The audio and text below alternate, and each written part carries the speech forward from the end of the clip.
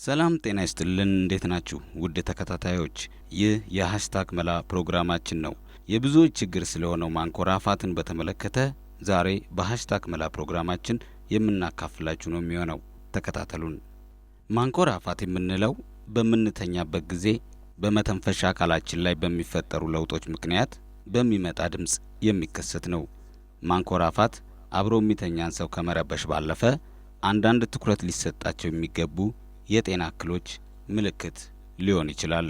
ለማንኮራፋት ተጋላጭነት የሚዳርጉ ሁኔታዎችን ስንመለከት የመጀመሪያው የሰውነት ክብደት መጨመር ሲሆን በተፈጥሮ የሚኖር ጠባብ መተንፈሻ አየር የምናስገባበት አካል መጥበብ የምንስበው አየር ግፊት እንዲጨምር በማድረግ ድምጽን ይፈጥራል እናም የሰውነት ክብደቶን ይቀንሱ አልኮል መጠጥ ማብዛትም እንዲሁ ለማንኮራፋት አጋላጭ ሁኔታ ነው የአልኮል መጠጥ የጉሮሮ ጡንቻዎችን በማፍታታት አየር በሚገባበት ወቅት እርግብግቢት በመፍጠር ድምጽ እንዲጨምር ያደርጋልና ሌላው በአፍንጫ ላይ የሚከሰቱ ችግሮች ናቸው በአፍንጫ ላይ የሚኖሩ ተፈጥሯዊ ያቀማመጥ ችግሮች የማንኮራፋት እድልን በከፍተኛ ሁኔታ ይጨምራሉ ለመሆኑ ማንኮራፋት የሚያስከትላቸው ችግሮች ምን ናቸው ቀን ቀን የእንቅልፍ ስሜት መሰማት ብስጭትና ንዴት ለነገሮች ትኩረት ማጣት ለደም ግፊትና ለልብ ህመም ማጋለጥ እንዲሁም በእንቅልፍ እጦት ምክንያት ለሰው ሰራሽ አደጋዎች መጋለጥ የትዳር አጋርን እንቅልፍ ማሳጣት ናቸው በእንቅልፍ ጊዜ የሚረብሽ ድምጽ ማሰማት የቀን እንቅልፍ ላይ መቸገር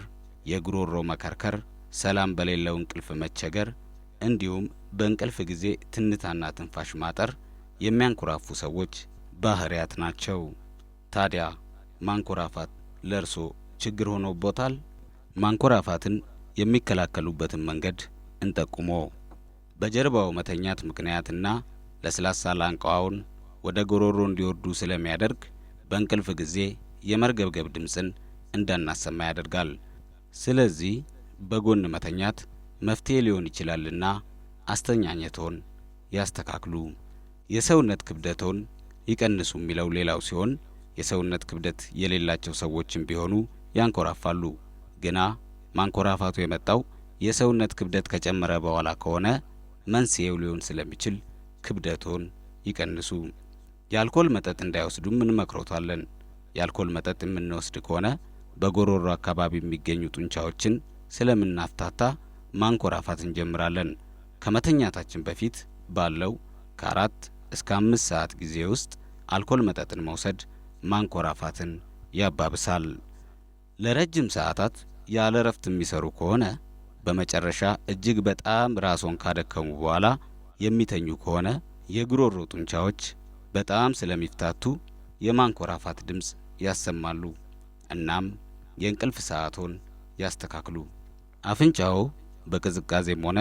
በአለርጂ ምክንያት ከተደፈነ የማንኮራፋት እድልን ስለሚጨምር ከመተኛቶ በፊት በሙቅ ውሃ ገላን መታጠብ በተጨማሪ ውሃ በጨው በማድረግ አፍንጫን ማጽዳት ይህ የአፍንጫን ቀዳዳን ስለሚከፍት ማንኮራፋትን ይከላከላል ስለዚህ አፍንጫውን ሊደፍኑ የሚችሉ ነገሮችን ይከላከሉ በትራስ ውስጥ በአይን የማይታዩ ብናኞች ተከማይተው ሊገኙ ስለሚችሉ የትራስ ጨርቆን በየጊዜው መቀየር ይኖርቦታል ፈሳሽን በብዛት መውሰድም ከአፍንጫችን የሚመነጨውን ፈሳሽ ስለሚያቀጥን ማንኮራፋት እንዳይኖር ይረዳልና ፈሳሽ በብዛት ይውሰዱ እንሎታለን